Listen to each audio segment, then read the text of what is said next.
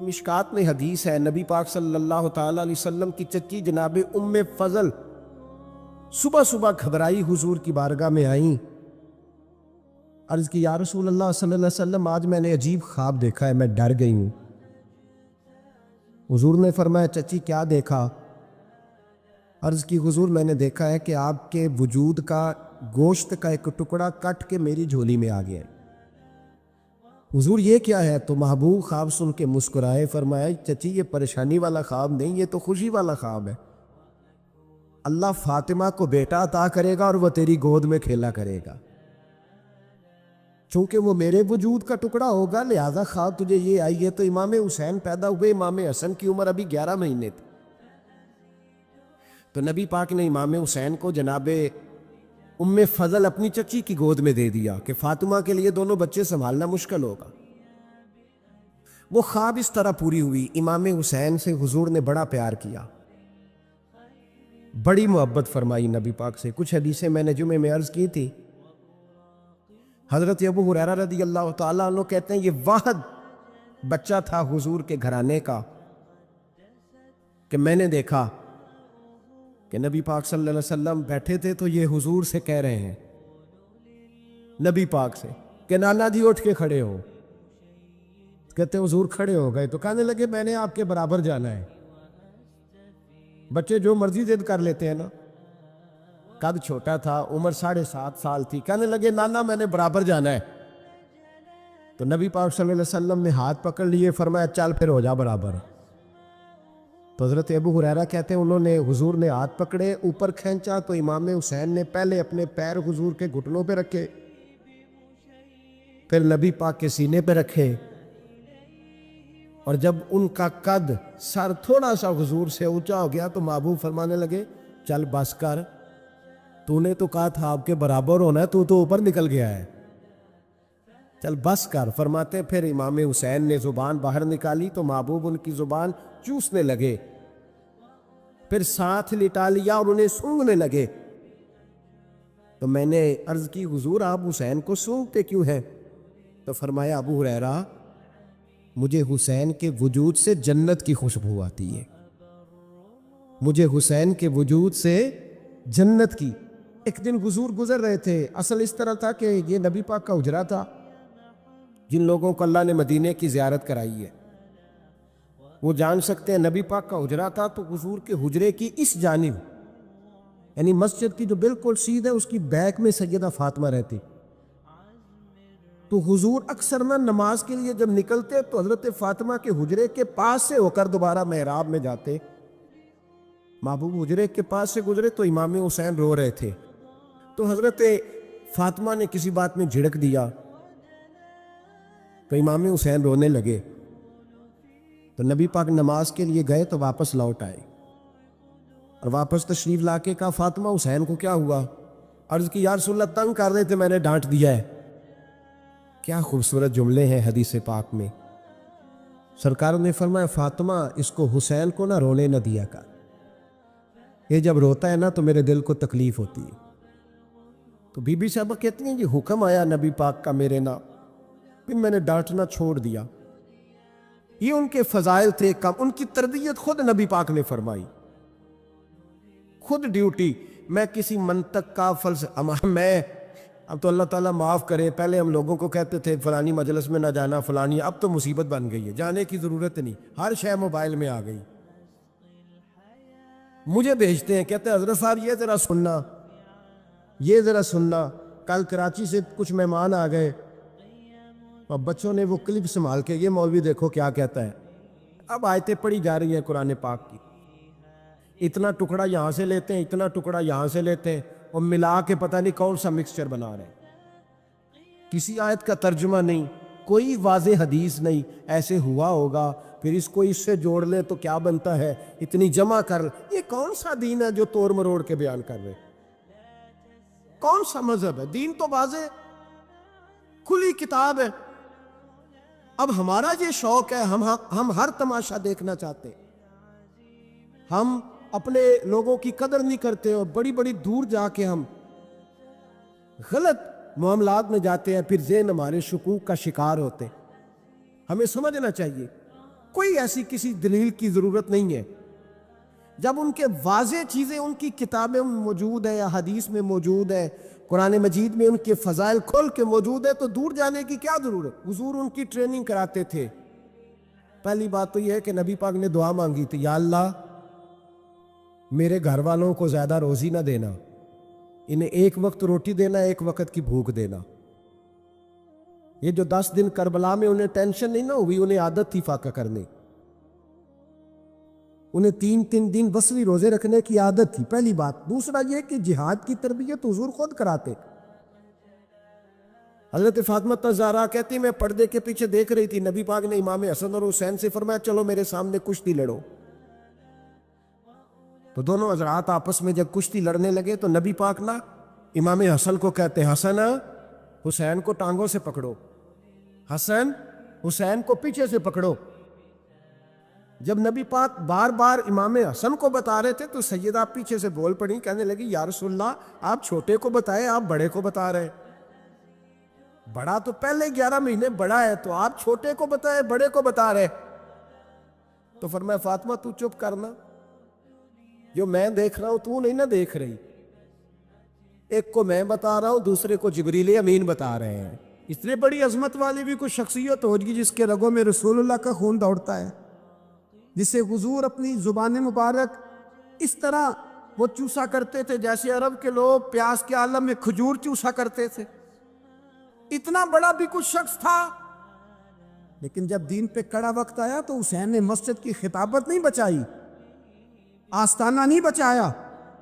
امام علی مقام نے کہا کوفہ لٹتا ہے تو لٹتا رہے, دمشق میں فساد ہوتا ہے تو ہوتا رہے, وہ ملک شام کی بچیاں رو رہی ہیں تو روتی رہیں کہ ہم پہ یزید قابض ہو گیا, میری مسجد آباد ہے, کافی ہے نا.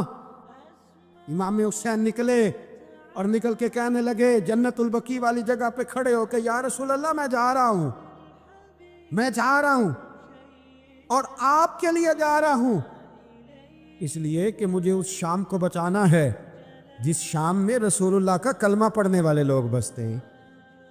مجھے کوفہ, دمشق, مصر کے لوگوں کو بچانا ہے. نکل کھڑے ہوئے امام علی مقام, میدان میں نکلے. کس کے خلاف؟ کون تھا یزید؟ مسلمان تھا. اس وقت تک تو سب نے مسلمان لکھا ہے, جس نے کافر کہا شہادت امام حسین کے بعد کہا. جرم کیا تھا؟ میری گردن جھک جاتی ہے جب میں یہ بات کرتا ہوں, ایمانداری سے کہہ رہا ہوں, جوش خطابت نہیں. میری گردن جھکتی ہے جب میں یہ لفظ ادا کرتا ہوں. امام علی مقام اس شخص کے خلاف نکلے. سارے خطبے امام حسین کے پڑھ کے دیکھو. امام حسین نے فرمایا یزید شرابی ہے. شرابی مسلمانوں کا حکمران ہو سکتا؟ آپ نہ بولیں بے شک, پر بات تو سچی ہے نا. امام حسین نے فرمایا شرابی کو ووٹ دیا جا سکتا؟ فرمایا رنڈیوں کا ناچ دیکھتا ہے جو مجرے دیکھے, جو رنڈیوں کے ناچ دیکھے وہ مسلمانوں کا حکمران ہو سکتا؟ امام حسین میدان میں نکلے اور 18 سال کے علی اکبر سے لے کر 6 مہینے کا علی اصغر دے دیا. لیکن شرابی کو برداشت, بے حیا کو برداشت تو میں کیسے کرتے؟ اپنی جیب سے فلیکسیں چھپوا کے ظالموں, جابروں, بدماشوں کو ووٹ دیتے ہو. امام حسین کو تیری دیگ کی ضرورت ہے جو تو 10 محرم پہ پکاتا ہے, چاولوں کی ضرورت ہے جو تو نے 9 محرم کو پکائے. ان کو اس بریانی کی عادت تھی جو تو نے پکائی ہے. میرے گھر میں فلاں MNA MPA صاحب آ گئے تھے, امام حسین کے گھر کے اندر یزید نے پیغام بھیجا. اس نے کہا جیسے کہو گے کر لوں گا, جتنے پیسے کہو گے دے دوں گا, جتنی مسجدیں کہو گے بنوا دوں گا, جتنے ادارے کہو گے تعمیر ہو جائے, مجھے نہ چھیڑو. آپ نے فرمایا نا, مسجد مدرسے اس وقت آباد رہتے ہیں جب حکمران صحیح ہوتے ہیں, اور جب حکومتیں غلط ہوتی ہیں تو پھر مساجد آباد, پھر مدارس کی آباد کاری ہو ہی نہیں سکتی. میں دین میں نیا رکھنا کھول دوں؟ امام علی مقام کھڑے ہوئے, پر میں کیا کروں؟ حکومت کیا کروں؟ حکومت سے کیا کہوں؟ اگر میری ملت کے اپنے جوان کے موبائل میں رنڈیوں کا ناچ ہو تو 10 محرم کو تو امام حسین کربلا میں تڑپ جاتے ہوں گے۔ اگر 9-10 محرم کو جو نکلا امام علی مقام کی بات کرنے کے لیے، وہ نوجوان اگر سگریٹ کا، شراب کا، بدماشی کا عادی ہو تو حضرت علی اصغر کہیں گے نا میری قربانی کا کیا بنا؟ وہ تو نکلے تھے عریانی اور فحاشی کے خلاف۔ اور اگر ملت کا جوان روز چوک میں کھڑے ہو کے لڑکیوں کو تاڑتا ہو تو حضرت علی اکبر تو اپنی قبر میں روتے ہوں گے کہ یہ اس قوم کے لیے جان دے دی جو آج جزیدی طریقوں پہ عمل کر رہی ہے، جو ساری رات گند دیکھ کے سوتی ہے، جو ساری رات بے حیائی، فحاشی اور عریانی میں لگی رہتی ہے، ان لوگوں کے لیے جان دے دی۔ اتنا ظلم ان شہیدوں کے ساتھ، اور 10 محرم کو دیگ پکا کے کہتا ہے میں امام حسین کا ماننے والا ہوں، میں امام علی مقام سے پیار کرنے والا ہوں۔ نہ بھائی، نہ دو رنگی چھوڑ کے یک رنگ ہو جا، سراسر موم ہو جا یا سنگ ہو جا، امت مسلمہ کو بیدار ہونا پڑے گا۔ امام علی مقام میدان میں نکلے، ڈٹ کے نکلے، اور امام نے فرمایا میدان میں نکل کر کہ میرا وطن مدینہ ہے، میرا وطن مدینہ ہے، پر مدینہ بعد میں، رسول اللہ کا دین پہلے۔ تو پاکستان کی بات کرتا ہے؟ امام علی مقام نے فرمایا مدینے کی شہریت بعد میں، رسول اللہ کا دین پہلے، اور تیرے تو بچے عام سے ہیں۔ امام حسین نے فرمایا میری گود میں جو بچے ہیں وہ رسول اللہ کے نواسے ہیں، پر بچے بعد میں، نبی پاک کا دین پہلے۔ آپ نے فرمایا تیری بیٹی بڑی باوقار ہوگی، اس کی بڑی عزت ہے، تو کہتا ہے بیٹی کی وجہ سے بلیک میل ہو گیا، لیکن جو شان خدا نے حسین کی بیٹی کو عطا فرمائی، جن بچیوں کا سر کا بال ننگا ہو جائے، سر کا بال ننگا ہو جائے، تو امام شورانی فرمایا کرتے تھے اگر مدینے میں کسی سید زادی کے سر کا بال ننگا ہوتا تھا تو سورج اپنا منہ چھپا لیا کرتا، سورج چھپ جاتا تھا بادلوں کی اوٹ میں، اور مدینے والے سمجھ لیتے تھے کہ گھر میں کام کرتے کرتے کسی سید زادی کے سر کا کوئی بال ننگا ہو گیا۔ ان شہزادیوں کا اتنا وقار، اور امام علی مقام نے فرمایا بیٹیوں کی فکر بعد میں، رسول اللہ کا دین پہلے رسول اللہ کا دین۔ قوم مذہب سے ہے، مذہب جو نہیں تم بھی نہیں۔ یاد رکھ میرے بھائی، امام علی مقام رضی اللہ تعالیٰ عنہ نے میدان میں نکل کر پہلے مذہب کی بات کی۔ مسجد جانے، جمعہ تو پڑھانا ہے، اس میں غرض نہیں درد ہے کہ نہیں کہ، اس میں تو اتنا پتہ ہے 1 گھنٹے تقریر ہے کرنی ہے۔ پیر صاحب صبح سے شام تک تعویذ لکھتے، سیاستدان صبح سے شام تک جنازہ بھی تب پڑتا ہے کہ مجھے ووٹ ملے گے۔ تاجر کہتا ہے بس دکان چلنی چاہیے، مر جائے میری طرف سے ساری دنیا، بس کرو، اس خول سے باہر نکلو۔ اے نوجوان مسلم، کبھی یہ تدبر بھی کیا تو نے، وہ کون سا گردوں ہے جس کا ہے تو ایک ٹوٹا ہوا تارا؟ تو نے سوچا ہی نہیں کبھی، تجھے کبھی خبر ہی نہیں ہوئی کہ یہ کس قدر بڑا کام تھا؟ میرے رسول پاک صلی اللہ علیہ وسلم کے غلاموں جاگو، قادسیہ کی جنگ ہو رہی تھی، کافر بلا رہا تھا آؤ اگر کوئی ہے تو آؤ مقابلے میں۔ حضرت سعد بن ابی وقاص نے گھوڑے دوڑا دیے، دشت تو دشت ہیں، صحرا بھی نہ چھوڑے ہم نے، بحر ظلمات میں دوڑا دیے گھوڑے ہم نے۔ حضرت سعد بن ابی وقاص نے گھوڑے دوڑائے، آگے دریا آ گیا، کوئی پل نہیں، کوئی شے نہیں، اسلام کی عزت کا سوال ہے۔ حضرت سعد بن ابی وقاص نے ہاتھ اٹھائے اور کہا اے اللہ، اگر تو موسیٰ کی نافرمان قوم کو رستہ دے سکتا ہے تو تو ہمارے دلوں کو جانتا ہے، ہم تو اپنے رسول کے فرما بردار غلام ہیں۔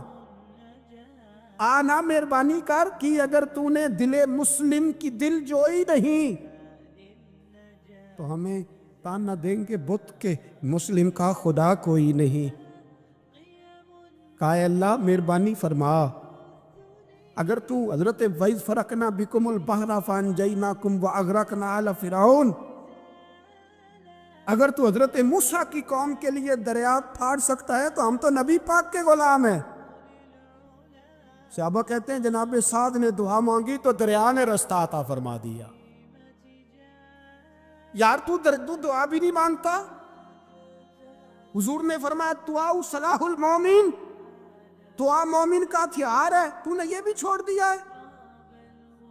اب تو باتیں کر کے تبصرے کر کے ٹی وی دیکھ کے اپنی رائے قائم کر کے کمنٹس کر کے سو جاتا ہے، یہ بھی سوتا خشک ہو گیا. تو دعا تک نہیں مانگتا. فرماتے ہیں دعا مانگی تو دریا نے رستہ دیا، اور جب اس کنارے نکلے تو حضرت سعد کہنے لگے کسی کی کوئی شے تو نہیں رہ گئی دریا میں، کوئی چیز تو نہیں رہ گئی. ایک صحابی کہنے لگے پیالہ رہ گیا ہے. تو حضرت سعد فرمانے لگے او دریا ہمارا پیالہ واپس نہیں کر دیتا. تو کہتے ایک لہر آئی تو پیالہ بھی باہر پھینک گئی. او بھائی ہم اسی رسول کا کلمہ پڑھتے ہیں جن کا حضرت سعد بن ابی وقاص نے کلمہ پڑھا تھا. اور کسی جگہ میرے نبی پاک نے نہیں فرمایا اللہ صحابی کی سنے گا بعد میں آنے والوں کی نہیں سنے گا، کسی جگہ نہیں کہا. پر تو کشکولے دعا بھی نہیں اٹھاتا. مصیبت میں بھی اب یاد خدا ہم کو نہیں آتی، دعا منہ سے نہ نکلی، جیبوں سے عرضیاں نکلی، تو یہ کام بھی نہیں کرتا.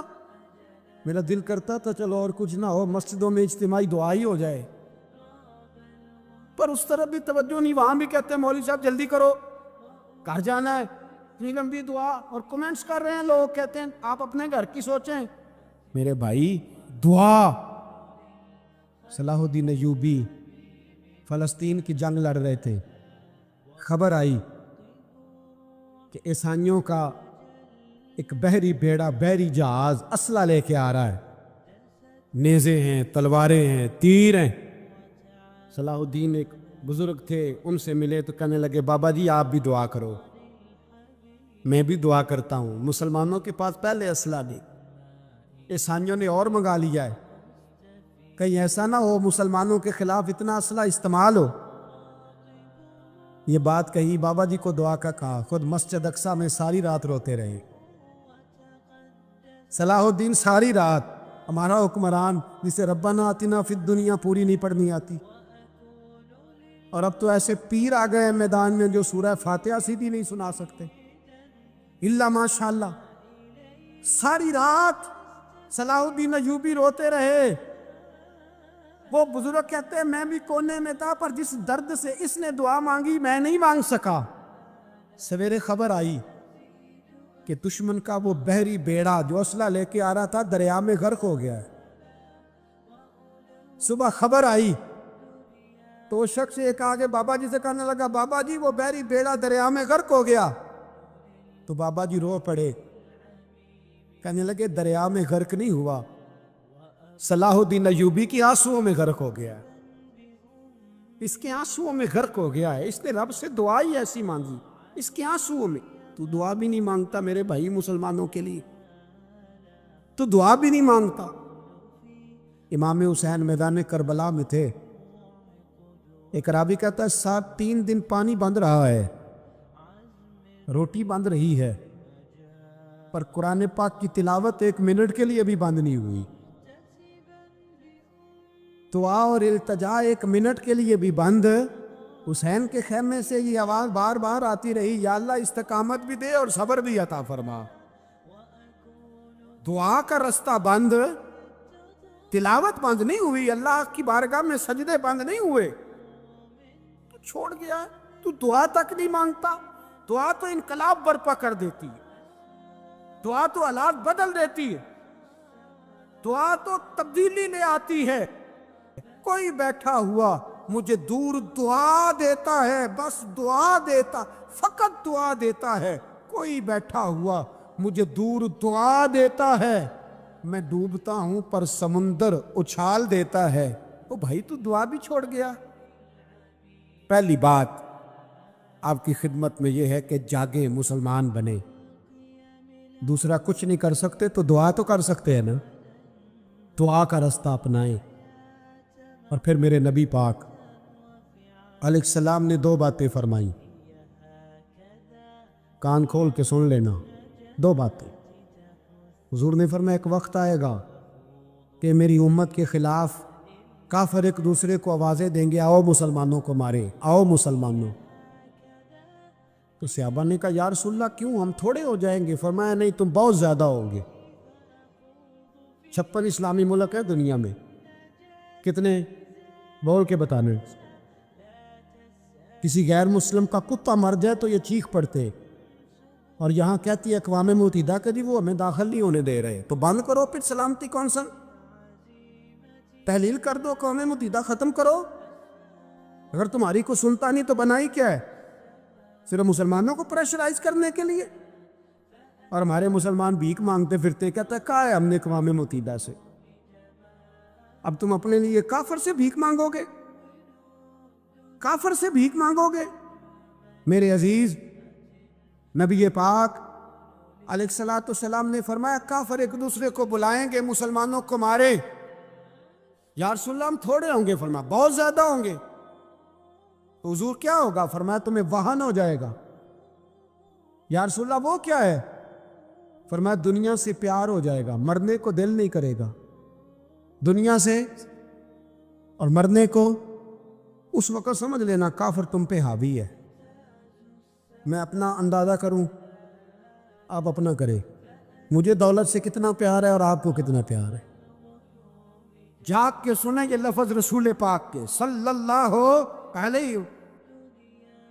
حضور نے فرمایا جب تجھے دنیا سے پیار ہو جائے، دولت سے پیار ہو جائے، اقتدار سے پیار ہو جائے، اور جب تجھے موت بری لگنے لگے، تیرا مرنے کو دل نہ کرے، پھر کافر تیرے اوپر چڑھ آئے گا۔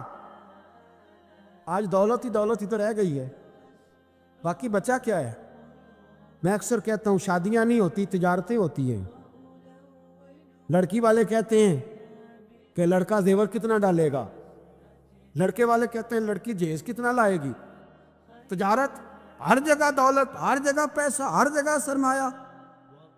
جہاں جس معاشرے میں تلاوت بکے، نعت بکے، تقریر بکے، اس سے زیادہ اور تباہی کا معاملہ کیا ہوگا؟ جو لوگ سفر کوئی منزل بنا لیتے ہیں وہ نادان ہوتے ہیں۔ نبی کریم سید عالم صلی اللہ علیہ وسلم کی خدمت میں عرض کیا گیا کہ یا رسول اللہ صلی اللہ علیہ وسلم کچھ لوگ کہتے ہیں ہم شادی نہیں کریں گے، گھر نہیں بسائیں گے، بچے نہیں پیدا کریں گے، ہم صرف عبادت کریں گے، دن کو روزہ رکھیں گے، رات کو نفل پڑھیں گے، کوئی نکاح نہیں کریں گے، کچھ نہیں کریں گے۔ تو نبی پاک صلی اللہ علیہ وسلم نے فرمایا ان سے کہو کہ تمہارے لیے بہترین زندگی وہ ہے جو میں نے تمہارے سامنے گزاری ہے۔ میں آرام بھی کرتا ہوں، نکاح بھی کرتا ہوں، عورتوں کا حق بھی ادا کرتا ہوں، میں اپنے بچوں کی دیکھ بھال بھی کرتا ہوں۔ فرمایا تم پر تمہارے خدا کا اگر حق ہے تو تمہارے نفس کا بھی تم پر حق ہے، تمہاری آنکھ کا بھی حق ہے، وہ آرام کرنا چاہتی۔ یہ ساری ترتیب ہمیں نبی پاک صلی اللہ علیہ وسلم نے دی، لیکن ہمیں فرمایا کہ مقصود تمہارا خدا ہے، مقصود تمہارے رب کی رضا ہے، تمہارے نبی پاک علیہ السلام کی غلامی تمہاری منزل ہے۔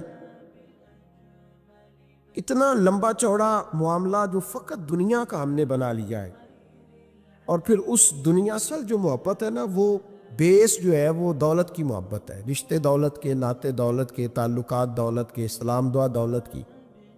میرے محبوب علیہ الصلوۃ والسلام نے فرمایا حب الدنیا رأسۃ الکل خطیئہ، یہ جو دنیا کی محبت ہے نا، یہ ہر گناہ کی جڑ ہے۔ جب انسان دنیا کی دولت سے پیار کرنے لگ جاتا ہے، پھر وہ قتل بھی کرتا ہے، پھر وہ ظلم بھی کرتا ہے، پھر وہ زیادتی بھی کرتا ہے، پھر وہ حرام بھی کھاتا ہے، پھر وہ یتیم کو بھی لوٹتا ہے، پھر بیوہ کا مال کھانا بھی اسے پریشان نہیں کرتا، پھر کروڑوں روپیہ ہضم کر لیتا ہے، لکڑ پتھر ہر چیز اس کو ہضم ہونے لگتی ہے۔ اصل بات یہ ہے کہ اسے محبت دنیا کی دولت سے ہو گئی ہے۔ ایک بزرگ کے پاس ایک نوجوان آیا، اس نے کہا حضرت جی میرا نماز میں دل نہیں لگتا۔ تو بزرگ فرمانے لگے تیرا مسئلہ اصل یہ نہیں، تیرا مسئلہ اور ہے۔ نے کہا حضور سمجھا دیں، تو وہ فرمانے لگے کچھ بندے ایسے ہیں جو تمہیں ٹیلی فون کرتے ہیں اور تم ان کا فون نہیں اٹھاتے، اور کچھ ایسے ہیں جن کو تم دن میں خود 3 دفعہ فون کر کے حال پوچھتے ہو۔ حضور کیا مطلب؟ فرمانے لگے جس سے پیار نہیں نا، اس سے اظہار بیزاری ہے تو اس کا فون بجتا رہے تو کہتے ہیں میں تھا نہیں، میں موجود نہیں تھا، فون چارجنگ پہ تھا، گھر چھوڑ گیا تھا، بہانہ ہے۔ اور جس سے محبت ہے اس کو ٹیلی فون کر کے کہتے ہیں آپ پریشان تو نہیں ہوتے؟ بس میرا سلام لینے کو دل کر رہا تھا۔ فرمانے لگے کہ تیرا اصل مسئلہ یہ ہے کہ تو نے محبت نہیں کی اللہ رسول سے۔ اگر تیرا خدا رسول سے پیار ہوتا تو یہ جملہ کیسے آتا کہ نماز کو دل نہیں کرتا؟ پھر تو تیرا تہجد کو بھی دل کرتا، پھر تو تیرا ہر وقت قرآن پاک سینے سے چمٹائے رکھنے کو دل کرتا، اس لیے کہ تیرا مقصود اللہ کی ذات ہوتی۔ کیونکہ مقصود دنیا داری ہے، مقصود دولت بنا لیا معاذ اللہ، مقصود ایک رنگ بنا لیا ہے، اس کا نقصان قوم اٹھا رہی ہے۔ نقصان رشتوں میں، نعتوں میں حسن نہیں رہا، پیار نہیں رہا، ترتیب نہیں رہی۔ ایک ناروے سے دوست نے فون کیا، مجھے کہنے لگے آپ بڑی تقریریں کرتے ہیں، کوئی ہمارے حق میں بھی کر دو۔ تو میں نے کہا کہ آپ کو کیا ہے؟ کہنے لگے آپ پردیسیوں کی مجبوریاں نہیں سمجھتے۔ میں نے کہا کیا ہوا؟ کہنے لگے حضرت جی شکوہ ہے کہ ہمارے اپنے ہمیں جب بھی فون کرتے ہیں وہ یہ نہیں پوچھتے کہ شام کا کھانا کھایا ہے کہ نہیں کھایا، وہ کہتے ہیں شادی آ گئی ہے تو جلدی کرو، پیسے بھیج دو، فٹافٹ کرو۔ کہتے ہیں کبھی کسی نے ہم سے ہمارا حال ہی نہیں پوچھا، کبھی کسی نے یہ غور ہی نہیں کیا کہ وہ پردیس میں گیا ہے، اور انشاءاللہ پردیسی کوئی بھی نہ تھی وے ککھ جنا تو پارے تاڑی مار اڑا نہ باہو اسی آپ ہی اڈن آرے۔ تو تیار بیٹھے ہیں، حال ہی کوئی نہیں پردیس میں۔ یہاں حال یہ ہے کہ جو فون کرتا ہے، ایک بزرگ کہنے لگے کہ 22-23 سال دیے ہیں پردیس کو، تو اپنی ہی بیوی کو فون کیا ہے کہ اب نہیں ہوتا، گھٹنوں میں درد رہتا ہے، کمر کمزور ہو گئی ہے، اب میرا دل کرتا ہے کھا رہا ہوں، اور میں اپنے گھر میں بیٹھ کے بچوں کے بیچ بیٹھ کے روٹی کھاؤں، اعصاب کمزور ہو گئے، دل کی دھڑکن تیز رہتی، پتہ نہیں کب وقت آ جائے۔ تو کہتے ہیں میری بیوی جسے میرے دکھ سکھ کا ساتھی ہونا چاہیے، وہ کہتی ہے چلے 3-4 سال اور لگا لے پھر آ جانا۔ او بھائی، کیا اس شخص کے ساتھ کیا تعلق ہے؟ اس کا بھائی اسے فون کرتا ہے تو کہتا ہے میں پیسے دے دوں گا، جب آؤ نا تو ایک موبائل ضرور لے آنا۔ اس کو لوگ فون کرتے ہیں، رابطہ کرتے ہیں کہ جناب وہ ایک چھوٹی سی چیز، وہ میں پیسے دے دوں گا، تو پیسے دینے ہیں تو یہاں سے کون سی چیز نہیں ملتی؟ صرف فرمائشیں، لوگوں کے ساتھ تعلق صرف جیب کا، رشتہ صرف جو ہے وہ تعلق صرف اس چیز کا کہ وہ آدمی ایک ATM مشین ہے تو فٹافٹ کارڈ ڈالو تاکہ آپ کے حصے کے پیسے نکل آئیں۔ یہ مزاج اس نے نقصان کیا ہے، دراڑیں پڑ گئی ہیں، حالات بگڑ گئے ہیں۔ میرے نبی کریم سید عالم صلی اللہ تعالی علیہ وسلم نے رشتوں کو جو وقار دیا، امام غزالی رحمۃ اللہ تعالی علیہ نے لکھا ہے مکاشفۃ القلوب میں، فرماتے کچھ لوگ قیامت کے قریب آئیں گے جن کے نبی پاک صلی اللہ علیہ وسلم نے نشاندہی کی ہے، ان کے پاس کوئی شخص نہ بیٹھے ورنہ اس کا دل کالا ہو جائے گا۔ کہا حضور وہ کون سے؟ تو فرمانے لگے نبی پاک نے کچھ لوگ بتائے ہیں، ان کے پاس نہیں بیٹھنا۔ کون سے؟ مصطفیٰ کریم نے فرمایا یحبون الدنیا وینسون الآخرہ، جو دنیا کو سے پیار کرنے لگے اور آخرت کو بھول جائے۔ امام صاحب فرماتے ہیں ان سے دور رہنا، دل کالا ہو جائے گا۔ یحبون المال وینسون الحساب، وہ جو نبی پاک نے فرمایا نا کچھ لوگ آئیں گے جو مال سے تو پیار کریں گے پر اس کے حساب کو بھول جائیں گے، ان سے بچنا۔ فرمایا یحبون القصور وینسون المقبرہ، جو مکانوں سے تو پیار کریں گے پر اپنی قبروں کو بھول جائیں گے۔ اور فرمایا ان لوگوں سے بھی بچ کے رہنا، ان سے بھی پرہیز کرنا کہ جو لوگ یحبون الخلق وینسون الخالق، جو لوگ مخلوق سے تو پیار کریں گے، بندوں سے بڑا پیار کریں گے لیکن اپنے رب کو بھول جائیں گے، ان لوگوں سے بھی بچیں۔ ایسے لوگوں سے نبی پاک صلی اللہ علیہ وسلم نے نشاندہی کی، ان سے بچیں۔ تعلقات میں خلوص ہوتا ہے، جب کوئی آپ کی غربت سے پیار کرتا ہے تو وہ آپ کا اصل دوست ہوتا ہے، جب وہ آپ کی تنہائیوں سے آزمائشوں سے پیار کرتا ہے تو اس کا آپ کے ساتھ رشتہ خالص ہوتا ہے۔